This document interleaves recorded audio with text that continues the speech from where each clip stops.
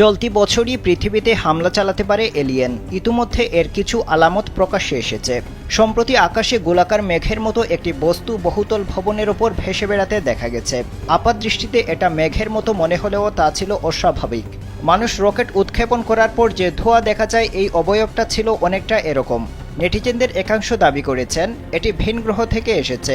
অদ্ভুত এই বস্তুটিকে ভিন গ্রহের উড়ন্ত যানের সঙ্গে তুলনা করা হয়েছে। এই ঘটনাটিকে ভীতিকর বলেও মন্তব্য করেছেন অনেকেই। এর আগে মেঘের ওপর মানুষ দাঁড়িয়ে রয়েছে এমন একটি ভিডিও ভাইরাল হয়েছিল সামাজিক যোগাযোগ মাধ্যমে। কাকতালীয়ভাবে এই ঘটনার সঙ্গে রহস্যময় অন্ধ নারী বাবা ভাঙ্গার বাণীও মিলে যাচ্ছে।